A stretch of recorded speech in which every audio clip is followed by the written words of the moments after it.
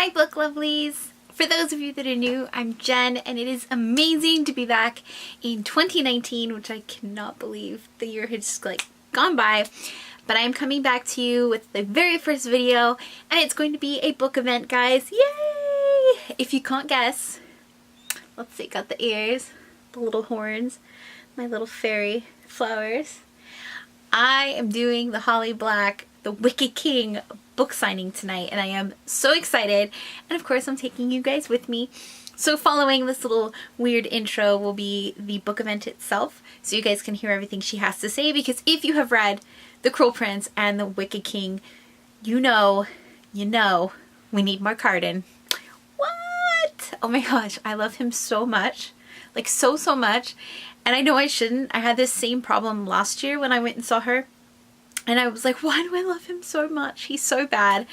And I was begging and pleading that there was some type of redemptive quality in Cardan. And she was like, you'll have to wait and see. And I read The Wicked King. I don't know. I still feel so conflicted. I still believe there's good inside of him. Maybe there's not. She told me we love Cardan because he's so bad. And I think that's true to a certain extent, but I still think there's good. I think that's why Jude kind of lets her guard down around him a little bit. If you've read the book, you'll know. I don't want to spoil anything. I'm trying so hard, guys. So hard not to spoil things for you guys. So I'm just going to keep my mouth shut. But I wanted to show you guys my little ensemble hair. Let me see if I can get in here and show you. These awesome wired fairy ears that I got end of last year at a comic convention are like the most coolest thing in the world. I am so in love with them, like so in love. I just cannot get enough of them. I've always dreamed of owning fairy ears and I never could find any, and then my dreams came true and I found them. So alright guys, are you ready to go see Holly Black? Let's go! Quick little like editor's note, or whatever you want to call it. I just wanted to say the reason that this video is kind of weird, if the sound is a bit off or if the video feels a bit weird, is because it was filmed on my iPhone XR, this little guy right here. The reason for that was I had my Canon set up to film and I was super stoked about it and I thought it was going to be super high quality and looking really good and on point. And the bookstore that I went to said, nope, you can't film, which is kind of weird because they've always let me film before. So not really clear like why, if that's a new policy that they've implemented, if that was something that Holly Black said she didn't want doing. It was never very clear to me. So I did film it for you guys. I filmed it on the iPhone. So I just wanted to give this little heads up that if it's kind of funky, if it's kind of weird, that's why. But hopefully you guys can hear it. Hopefully it didn't come out too weird. Hopefully it's not too shaky, because my hand was getting so tired holding that phone on a shelf and trying to be like inconspicuous that I was filming. So fingers crossed that you guys like it and that it's not too bad. But I just wanted to insert that. Now back to the good stuff. Great pleasure to thank everyone for coming out tonight and also introduce you to our lovely guest of the night. We have Holly Black here for The Wicked King.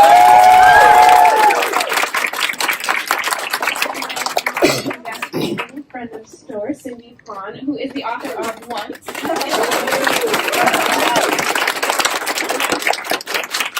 I will hand the microphone and go ahead and get started. Ease my chair up a little further. Get comfortable. And I'm just going to go ahead and get onto Twitter real quick. No, I'm pulling up my questions.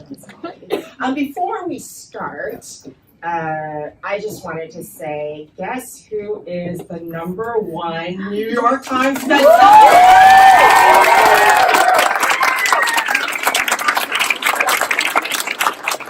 Surprise.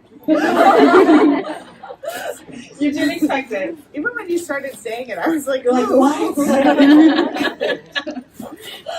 So, a quick introduction. My name is Cindy Pon. I'm a local author. I write speculative fiction, fantasy, science fiction.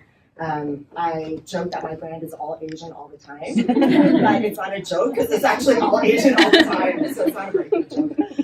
So it's for real.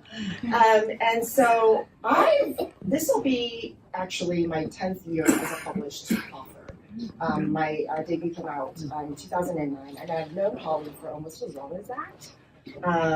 Our mutual friend is Sarah Buchanan. She debuted in 2009 with me, and so that's how I met Holly. I actually do not remember how we met at all. I was like, I've just known you. Is your microphone on?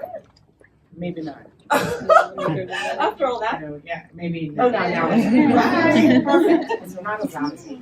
So yeah, Holly just seems like kind of glommed onto her, as everybody does. But I just thought we were always friends. oh, thank you. So I feel like she needs no introduction because you're here. So you know Holly, you know and love her books. So I'm going to kind of introduce her as I know her. I'd say her questions were hard, but not that her comments were also.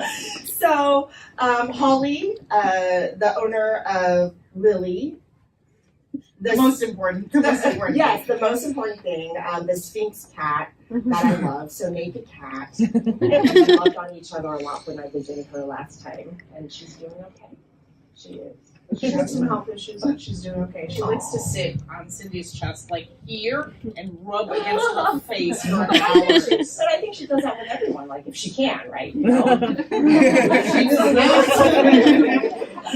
So we had a little love affair, and also Holly, who resides in a beautiful Gothic. Is it a Tudor house? Yes, and which was recently featured on PBS. I told it was me who was featured.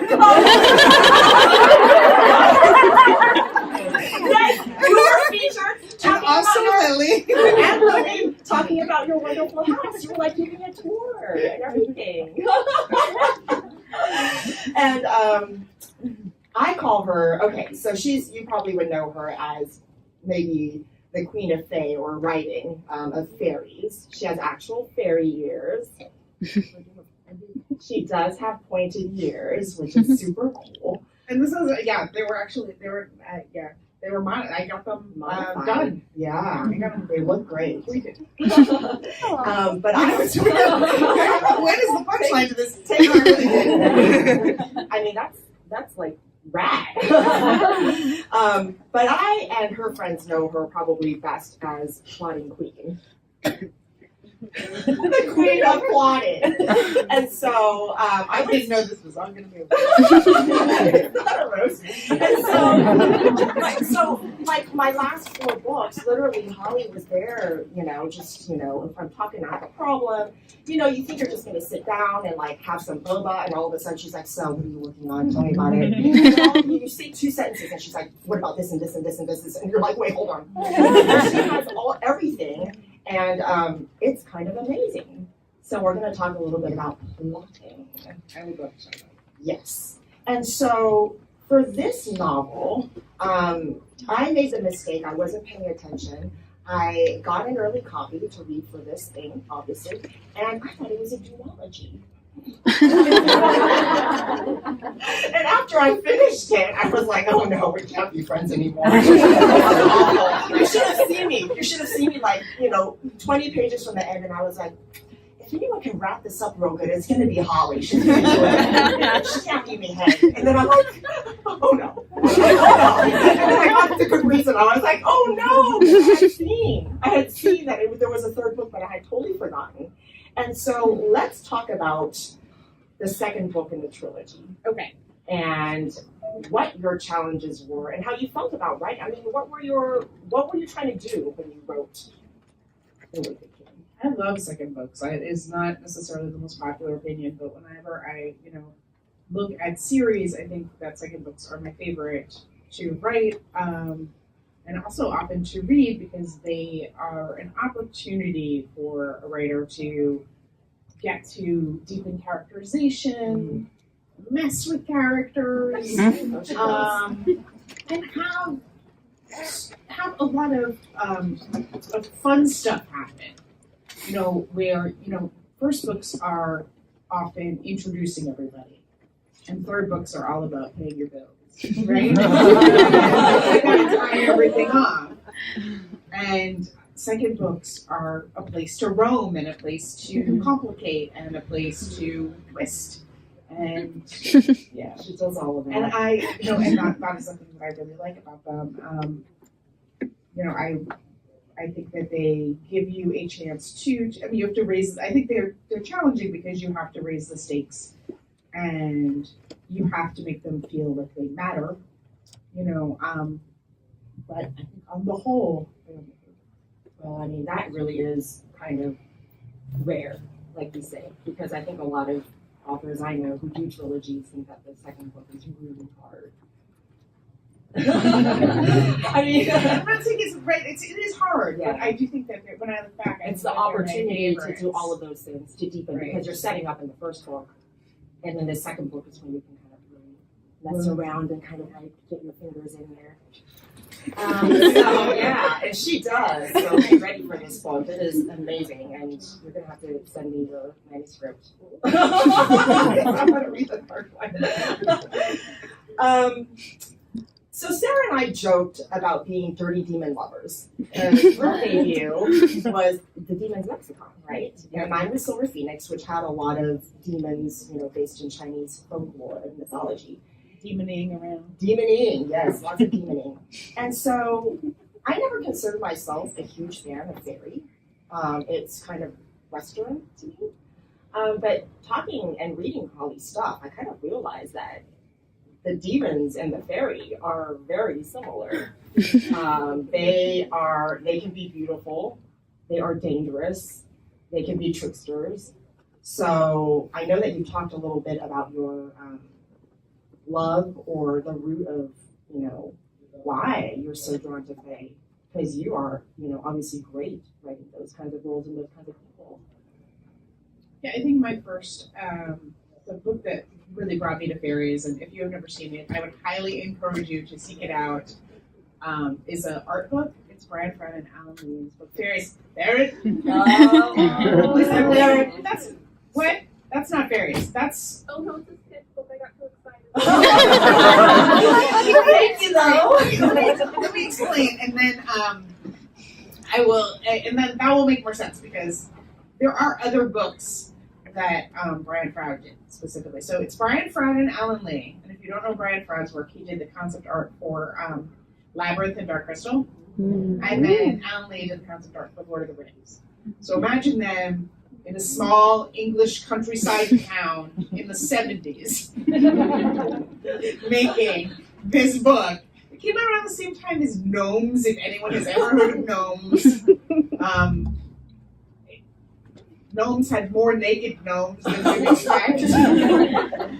Wait, this was a novel? Or not novels. They were illustrated. They're heavily illustrated books about folklore. And so Oh, I what see. is, other than the art, Yeah. it's stories about Yeah. fairies, Yeah. and they're all from Like the folklore. gathered, They're not yeah. they're not narrative stories Mhm. that have that are made up. They are taken from folklore, and it was the thing that I think set my expectations for what fairies were.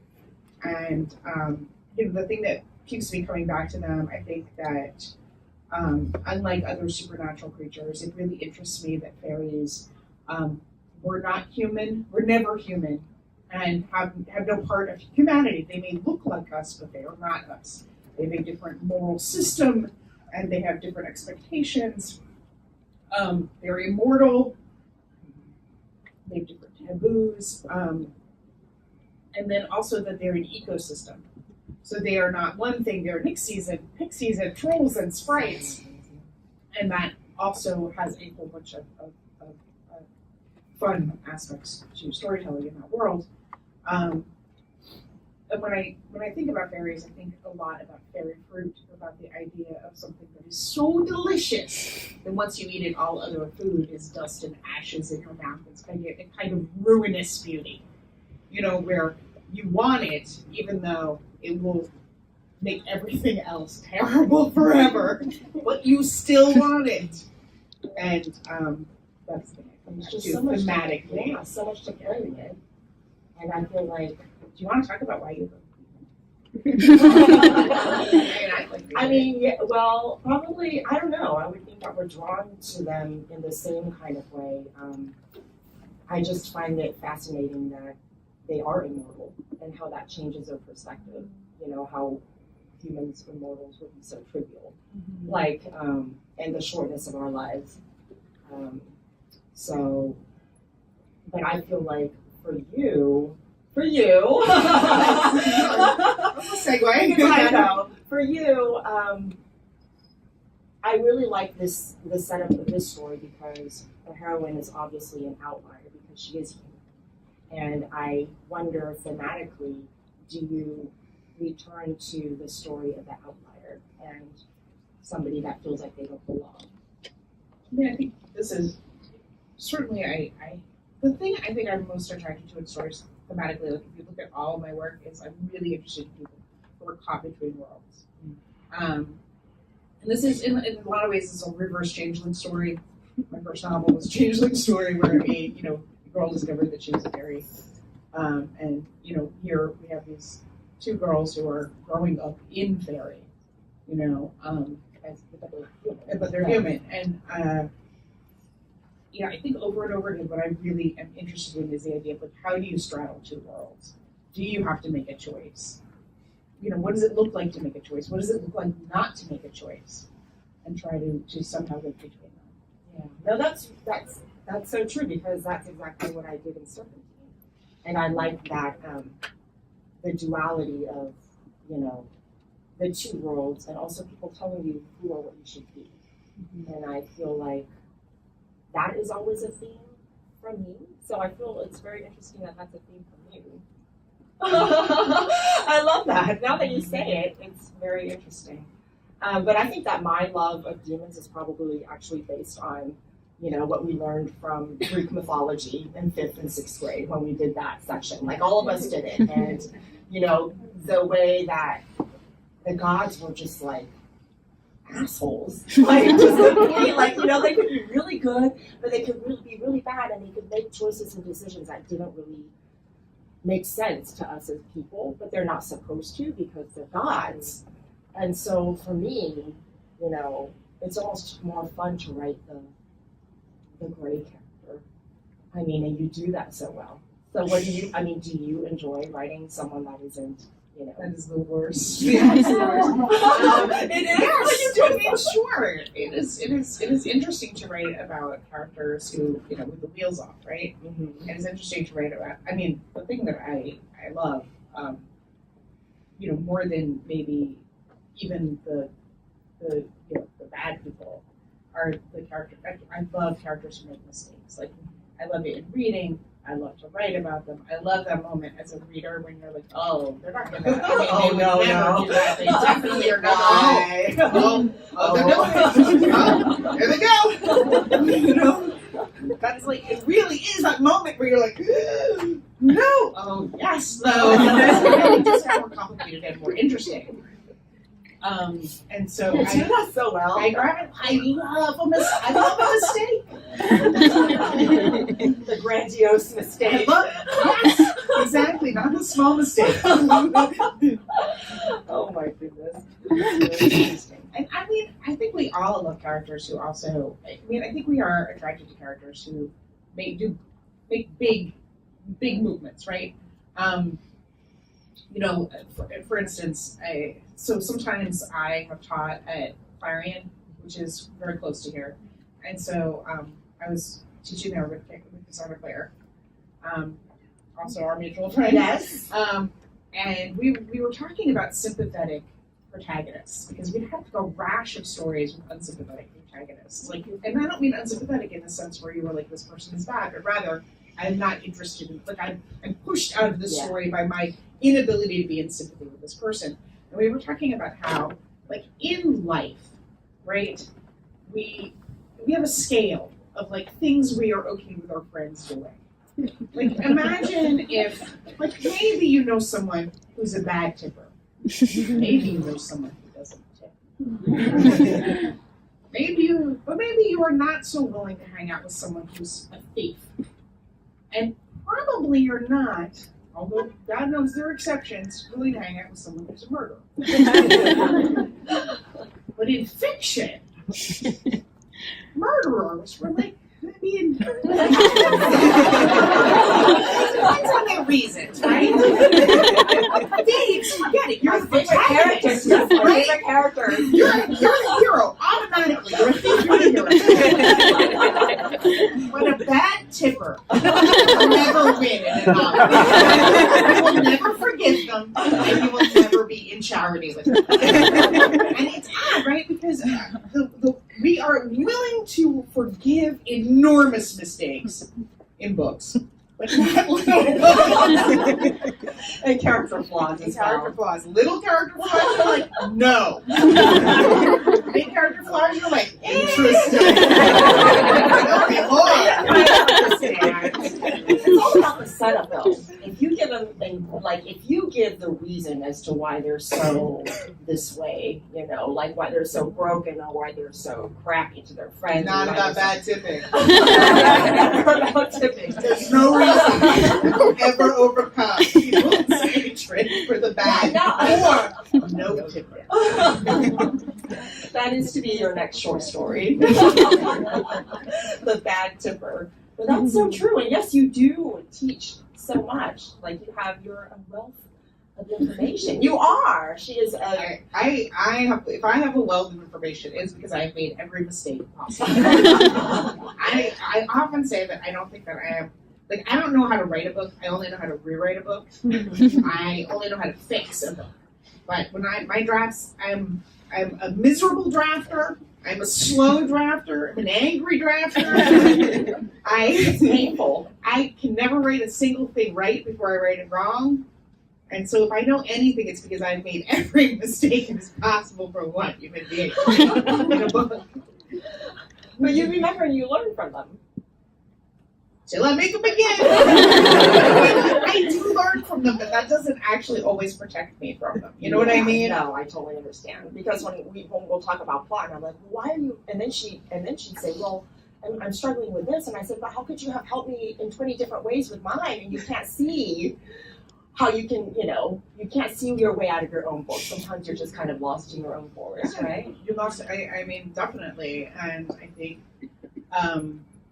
I also am somebody who so the way that I start a book is this is a terrible way to start a book. I have a picture in my mind that gives me a feeling. And sometimes a character. Character and a picture in my mind that gives me a feeling. And so I'll go to my friends and I'll be like, Cindy, This is my mood. imagine that I have a picture in my mind. You can't see it. It's only in my mind. And it gives me a feeling. I'm looking at the picture in my mind. Can you tell me what might happen in my book? Cindy's like, no. Maybe I need one more thing. Oh my goodness. I feel like it's worse than I thought. And so a lot of my learning how to write or learning how to come up with plot is about coming up with it in a much more mechanical way, and then having to reorganize that, because books are about taking a character and somehow creating a series of events that will unearth the terrible things that they hoped nothing would ever unearth. And so you need for that to figure out both what those secrets all are and also what things that could possibly happen that would happen organically and would feel inevitable and would not in the beginning lead you to believe that that's where we're going, and yet somehow we get there anyway, right? And the thing that they never thought would happen is happening, but not like we expected. It's daunting. I don't do that. So what really I find inspiring, because I guess I consider myself pretty new, but I'm 10 years in. But She always says that. I don't know. But to hear Holly, like somebody so well established and loved and well read, say that she struggles with writing and that it's hard for her too. And I think that it's hard for everyone. It's hard for everybody. It's hard for everyone. And my motto is actually, you are allowed to write under coup, because first drafts I'm with you. I know I have writing friends that are like, first drafts, yes. And then they do it in 3 weeks. Like Sarah. Sarah does that? Well, she was so last year when Coral Prince came out and I was on tour for like most of the spring because I would come home and then I'd be going to festivals, so I was touring a lot, and I decided I would read all these books on outlining and fast drafting, and I would figure out. Yeah. I know we were here. And I went to Sarah and I said, "You write really fast. Like, what do you do?" And she's like, "Well, when I'm writing, I think this is all great, and I am a genius." She's like, "Yeah, different." When I'm writing, she's like, I'm just like, "This is amazing." Keep going. I'm so happy. Oh my goodness. But I realized, I thought that's incredible. How can anyone think that? I realized that what's wrong with my outlines was that I think I outline like that. I'm like, oh, this will make sense when I'm writing it. This huge plot hole, it'll be fine on the page. Like I realize I'm not so different. It's just that's why my outlines are terrible. Because they just assume that all of that stuff will somehow miraculously make sense. Does Sarah even do an outline? Sometimes not. She can tell you her whole story. I'm not surprised. Like it's like she does it in her She head. has so much brain space. It's kind of disgusting. No, seriously, she holds all these plots in her head. She does character names. I'll close the book and be like, "What was that character's name again?" I can't. She just has all that space. It's true. The only thing I would say about it is that she remembers everything. She remembers all of this stuff. But when she retells a book, this is quite the book. It's like a better and more entertaining version of the book, and it's sometimes really frustrating because then you'll go get the book and you'll be like, This wasn't it. "Yeah, You totally made it better." This book." She does that with movies too. I think she can recount all, everything. So that's good. So we talked a little bit about this, but I consider you an industry veteran for sure. Right. You've been in publishing and through publishing for some years now. Like more than 15 years. Yes. Which is only 5 years more than you. those are some 5 long years, Holly. Yes. And we're still here, so hurrah.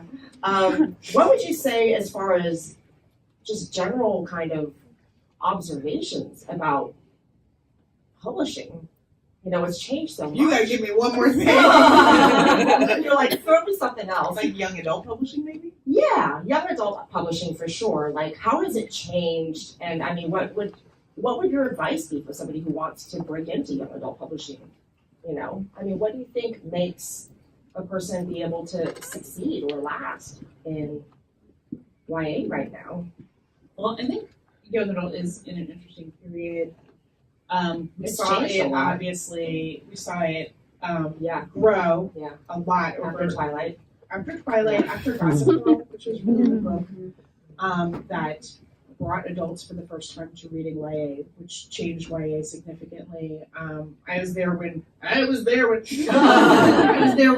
Barnes and Noble moved young adult out of the kids section, which also was a big It got its own YA section. I didn't realize. right. And before that, it was within children's. And that was a huge change in how it was perceived, and who was willing to go there and who was willing to shop there. And I think that YA has aged. It is definitely a category older than it was even from, I think, 10 years ago, 5 It's years changed ago. so much since I did. You see more college stories being published, and I think that it has become, and now we have a category of younger YA that doesn't have a name, I think, where you have, transitional YA that is, just a little bit older than middle grade, that I think doesn't quite have a space that used to be really where the center of the market was, and now really isn't. So I mean, I think it's changed a lot. I feel like YA right now is in a really great place because there's a lot more different stuff being published. There was a time when you had the rise of post Twilight. You had a lot of the same kinds of stories. you know, a lot of very romantic stories, a lot of, you know, yeah, urban fantasy and fantasy. And now I feel like we have, you know, contemporary has returned. We have, you know, we have contemporary, we have fantasy, we have science fiction. Like we have a lot, and this is what it was like when I first came into It's more YA. eclectic now. Yeah. And in terms of just there being a lot of different kinds of stories, but I also think that we have more inclusivity than ever before, Thank in, goodness. you know, in ways that we never did. And that is just really, I don't know, makes me feel great about the Amazing. future. Yeah. Yeah. And that's a very recent change. It has been great, yeah. It's I mean- pretty recent, yeah. So, and I appreciated you being inclusive in your stories, basically from the start. You know, back in 15 years ago or whatever it was. You know, and that wasn't anything that was. But the change in terms of like own voices, though. Oh yeah, It's huge. for sure. And, It's been I mean, huge in the you last 2 should years. speak to that because you have seen it. You've seen. I mean, you've My seen son is it in March. Come back in March. Well, I mean, if you want to talk about it, I mean, you definitely. Well, I mean, when you're talking about how much how YA has changed, I think it's probably an important part of it. Definitely. Every time I make her talk about anything, she's like, "How do I'm I like, get out back of to this?" you. No, I think it's incredible and it's amazing. You know, I feel like both Melinda and I, if you don't know Melinda Love, she's like my author BFF. She wrote Ash, which is going to be 10 years old this year too. And it was her first lesbian retelling.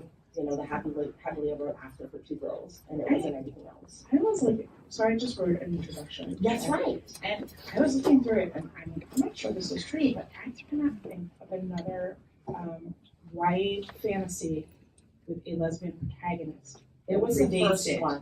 And I was like, is this really the It was the first one.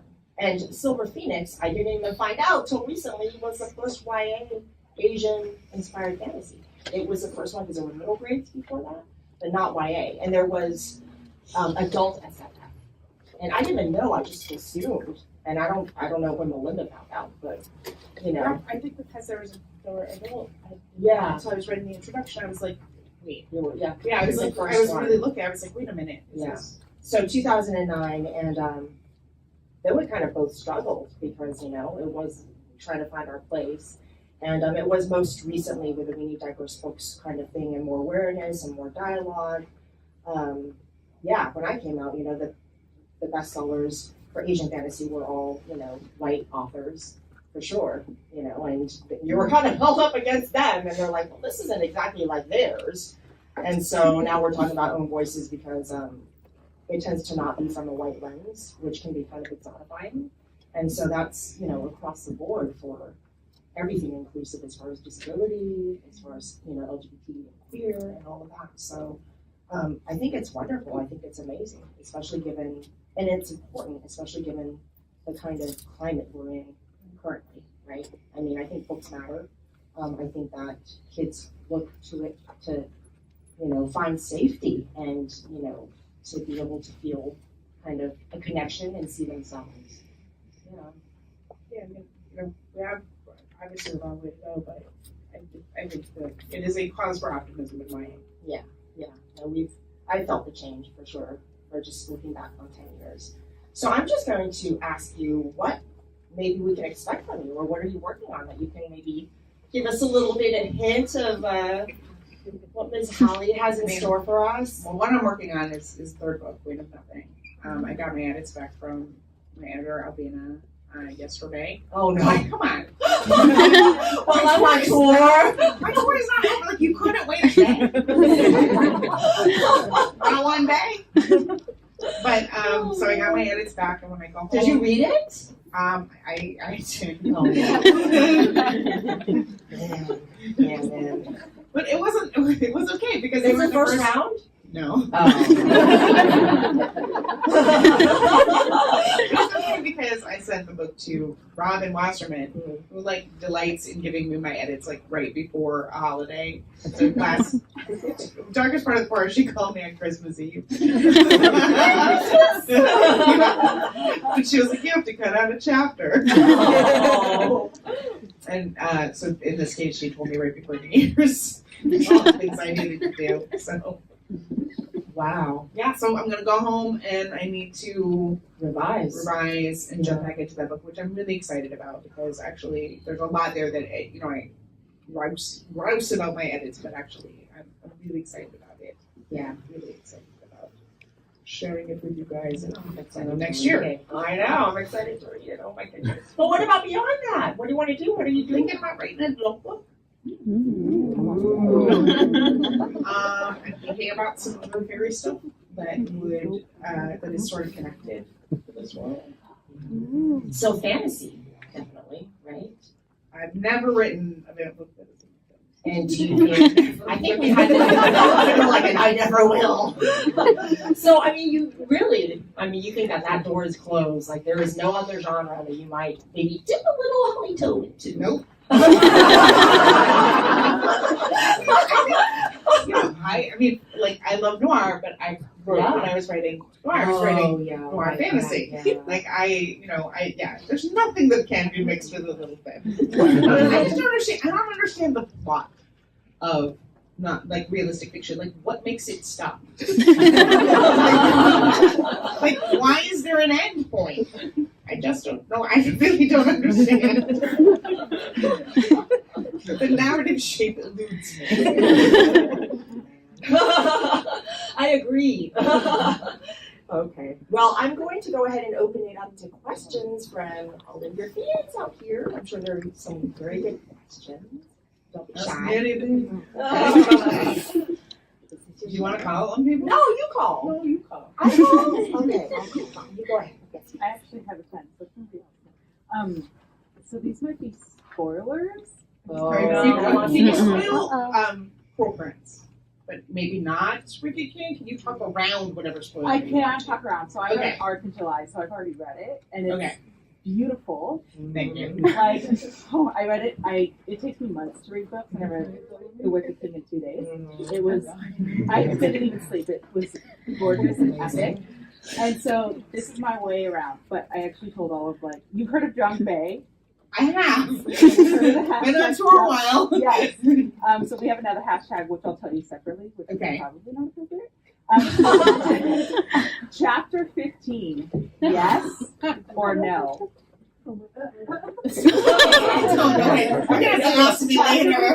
Involves a closet. Yeah. I don't understand the yes or no. Like, did they? Oh, good question. Big spoiler. 129 comments on one thread. Okay, it depends what you consider, though. Yes. Or Yes. You say something about all the things that they did and all the things that they didn't. Right. I think this will have to be a whispered in the ear. Did they? When you ask me, it really depends what you consider it.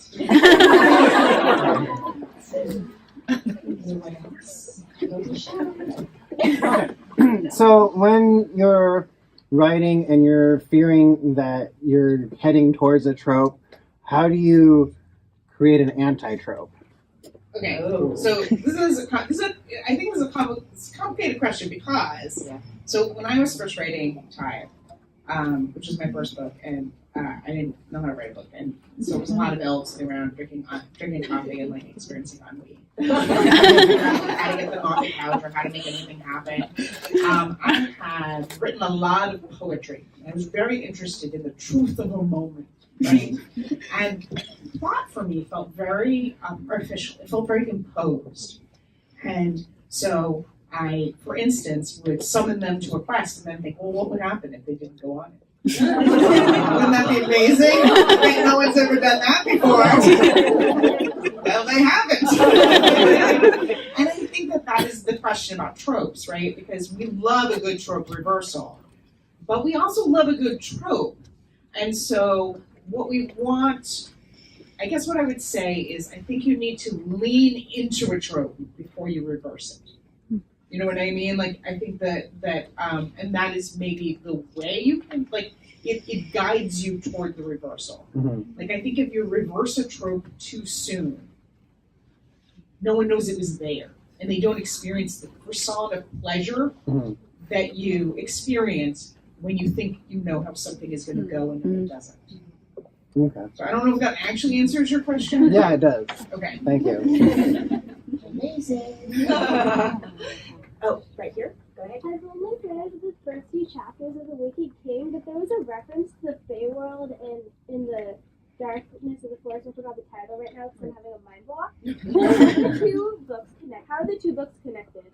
They're connected. They're all in the same world, and so if you the Darkest Part of the Forest, you do see Severin show up in Pearl Prince, and you see, if you read the Modern Fairy Tales, you'll see some of those people show up. So it was nice to get to, you know, if you're gonna, since I'm writing about the High Court, it was nice because I got to draw in people from my other fairy stuff.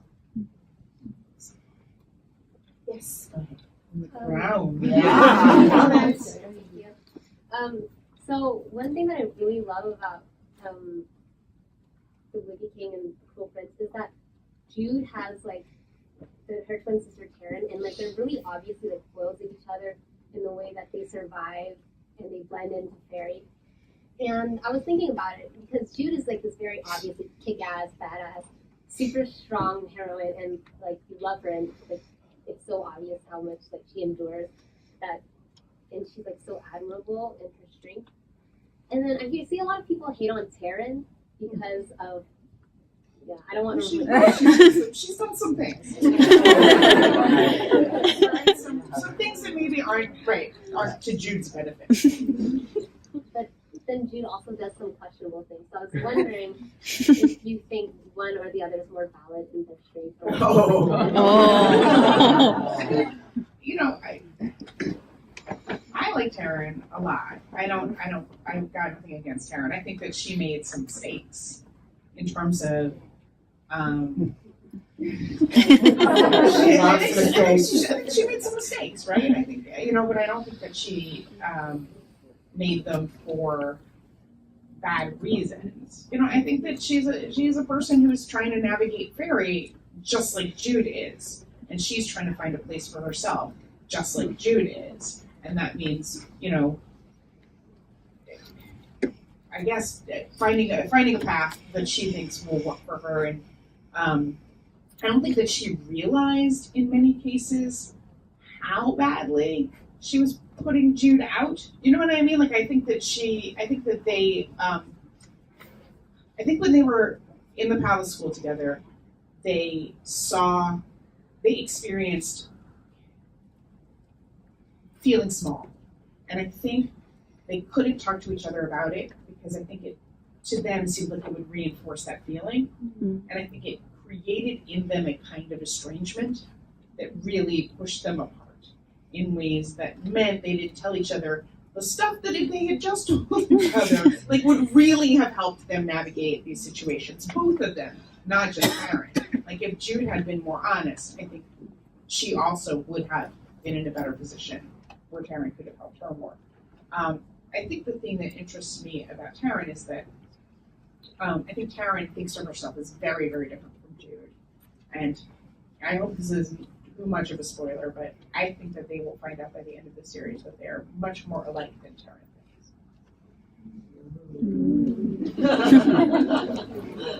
I think that they're both not perfect, and that's why I love them. You know, they both make mistakes, and they both hurt each other, and they both try to come back and, you know, love each other again. I mean, that's what makes relationships interesting and true to me. That's what happens in life, I think. So. So in the Barnes & Noble exclusive edition, you have some deleted scenes that are not going to be included nothing from the Kept it. So far, I've kept it. Jude's point. I experimented with that briefly. I think now, having gotten through 2 books like this, I sometimes it's frustrating to not be able to see what other people are doing, but I made my choice.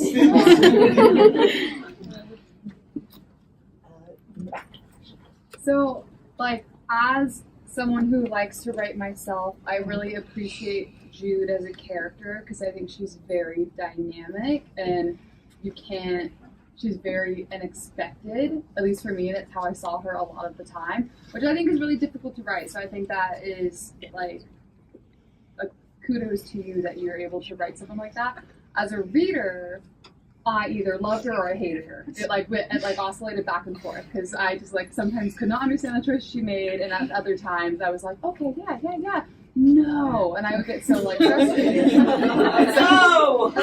I think for me, as a writer for you, did you ever create a character, and this could be for this series or any of your other books, that you ended up not liking? Did you ever start out in a good place and then end up where you're I hate this character, or I wish I had done something different, or did you ever grow to dislike one of your own characters?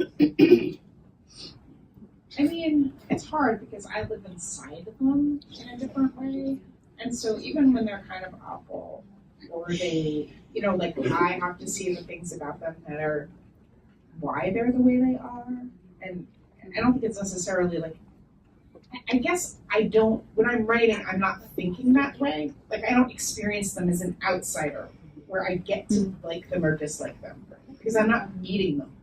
You know what I mean? I am them. And so I don't think I've ever thought that way, or at least maybe, there's a lot of minor characters that I don't like much, right? There's characters who make decisions that are loathsome and appalling, but I guess then I don't dislike them, right? They're so awful that it feels like something slightly more than dislike it, even though I don't really dislike them because I'm really pleased with them. That really was awful. I guess so I'm experiencing it so differently. But are you thinking a protagonist, or are you thinking minor characters? Are you thinking anybody?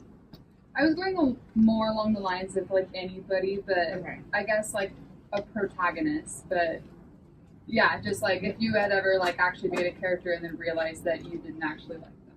I think I have a very high tolerance for characters making mistakes. I think the thing that I don't want, and the thing I worry about from y'all's perspective, is I worry that you will think a character is making a choice that is done for plot reasons and not character reasons. Mm-hmm. You know what I mean? I want you to, I want when the character makes a mistake for you to believe that I am not engineering that mistake, but that mistake is organic to who they are, and even if you're mad at them, that you still believe it's them making the mistake, and not, they are walking down those dark stairs into that basement, even when you're that's stupid. Not that I am kicking them down the stairs. You know what I mean? Right. I'm a huge fan of yours. I love The Cruel Prince. It was just stunning. And I haven't read this yet. I'm so looking forward to. One thing that really fascinates me is how morally ambiguous these characters are. How dysfunctional the relationship is. And yet they're so compelling, so sympathetic, and so likable. It's almost like I just watched, binge watched, I think it was on Netflix, Vanity Fair, Becky Sharp. Jude and Becky Sharp are very similar. Another trilogy that comes to mind is Vic James's Bright Ruin, Cillian, another morally ambiguous character, but delightful. So what is the key to making these characters who live in the Shadowlands, where right and wrong just all mixed up? What makes them so? What do you do to make them likable? So I think specifically what you're talking about, we were talking about fairy before, and we were talking about how fairies have a different moral system, and I think that is part of what is what is weird about reading this book, right, or the series. that they have a different, Fairy has a different moral system, and Jude, having grown up in Fairy, lives in many ways according to a moral system that isn't inherently one. And there are moments where we're sort of brought up short, where Vivi often reminds us that this is not how people behave. Because Vivi lived for longer in the human world and has a more human sensibility, even though she is one of the folk. But I think that there are, Jude and Taryn are raised by Redcap. Matic is the murderer of their parents, but also their dad. The big question of the series really is, how much is Jude like Matic? How much has she become like him? How much is she willing to be like him? Right? Is she going to pull out of that, or is she going to basically, be a better Matic than Matic?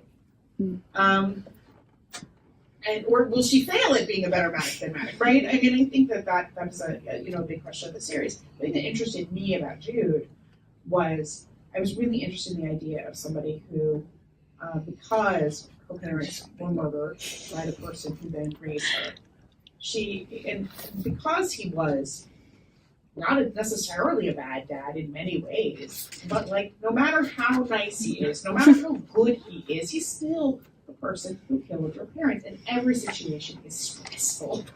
Right? Dinner is stressful. Bedtime is stressful. And so it's made her, I think, be really very functional in dysfunctional situations, really very functional in terrifying situations, but really not functional in situations in which she should feel safe because she's just looking for danger. If there isn't an obvious danger, she is worried. And so that was the thing that interested me about her.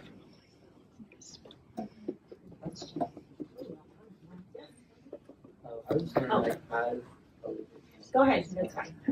I was just wondering, as an aspiring author, what are some tips you have for getting your book actually published? And that's most daunting task for me is the thought of writing something and then no one ever actually reads it because I didn't get it published.